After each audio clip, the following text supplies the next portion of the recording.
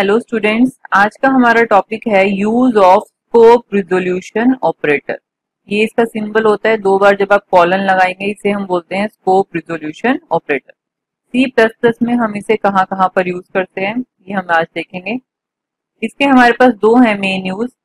सबसे पहला जो आपका यूज है वो है it is use to define the member functions outside the class. देखो, क्लास के अंदर हम लोग मेंबर फंक्शंस डिक्लेयर करवाते हैं, उनका प्रोटोटाइप हम लोग लिखते हैं, उनको हम लोग अंदर भी डिफाइन कर सकते हैं क्लास के और क्लास के बाहर भी। अगर हमें क्लास के बाहर अपने मेंबर फंक्शन को डिफाइन करना है तो हम लोग किस चीज का यूज करेंगे? स्कोप रिजोल्यूशन ऑपरेटर का। अब तक आप ये वाली चीज बहुत सारे प्रोग्राम्स के अंदर देख भी चुके होंगे।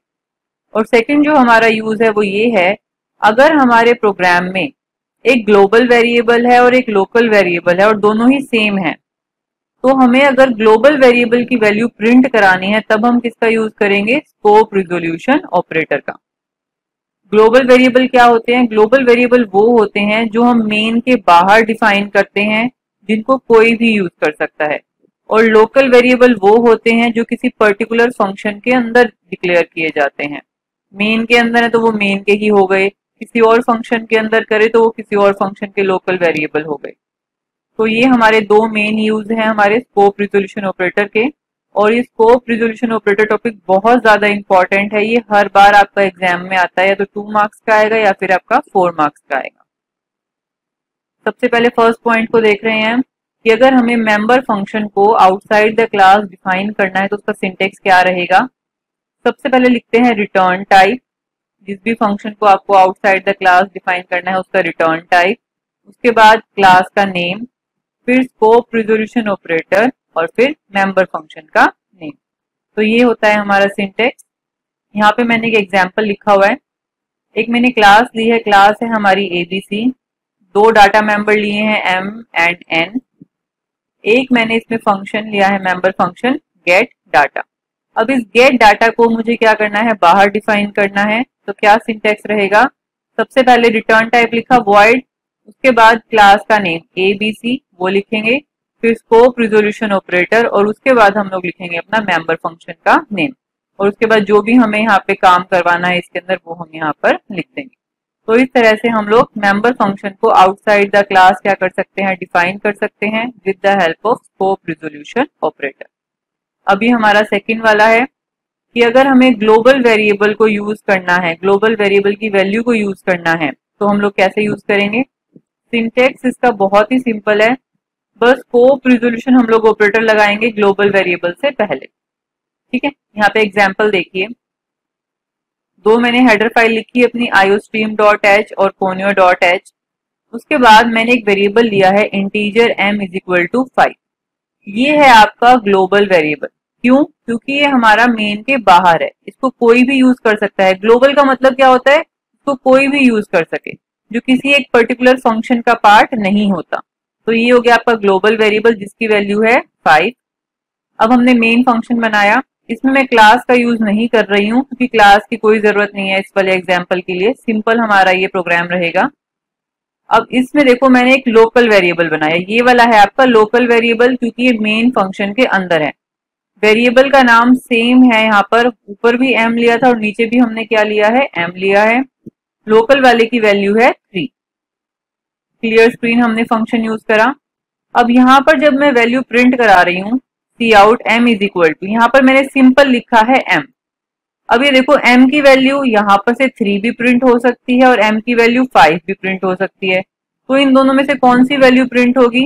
अगर आप सिंपली यूज करेंगे विदाउट स्कोप रिजोल्यूशन ऑपरेटर तो हमेशा आपकी लोकल वेरिएबल की वैल्यू क्या होगी? प्रिंट होगी, जो कि आपका अंदर है।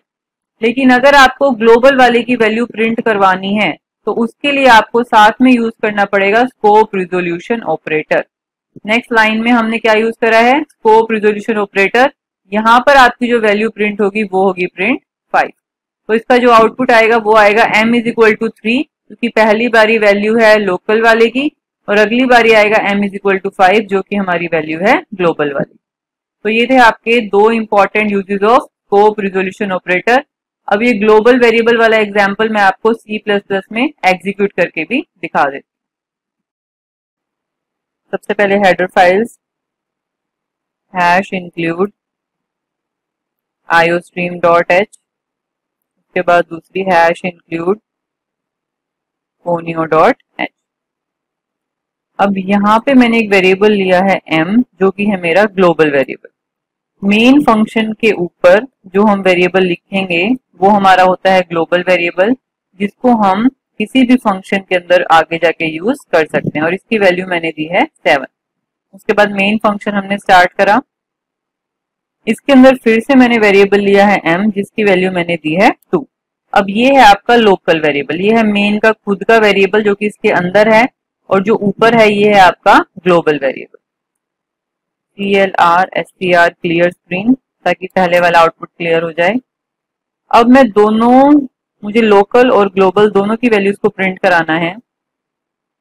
अब देखते हैं m इज इक्वल टू, अगर हमने सिंपली m लिखा, अगर हम सिंपल m की वैल्यू प्रिंट कराएंगे तो यहाँ पर आपकी वैल्यू प्रिंट होगी लोकल की, क्योंकि यहाँ पर हमने साथ में स्कोप रिजोल्यूशन ऑपरेटर नहीं लगाया है। अब नेक्स्ट लाइन में m इज इक्वल टू, यहां पर मैं साथ में लगा रही हूं स्कोप रिजोल्यूशन ऑपरेटर m के साथ, स्कोप रिजोल्यूशन ऑपरेटर और साथ में m। यहां पर आपकी वैल्यू प्रिंट होगी किसकी, ग्लोबल की। मतलब सबसे पहले प्रिंट होगा m इज इक्वल टू 2 जो कि है लोकल की वैल्यू, उसके बाद प्रिंट होगा m इज इक्वल टू 7 जो कि है आपकी ग्लोबल की वैल्यू। गेट ch, और हमारा प्रोग्राम खत्म। अब इसको रन करके देखते हैं, एरर कोई नहीं है और ये आपका आउटपुट भी आ गया। पहले वाले की वैल्यू आई है m इज इक्वल टू 2 और उसके बाद आई है m इज इक्वल टू 7। तो जहां पर जब भी आपको स्कोप रिजोल्यूशन ऑपरेटर का आप यूज करेंगे वेरिएबल के साथ, तो आपकी वैल्यू प्रिंट होगी किसकी, ग्लोबल।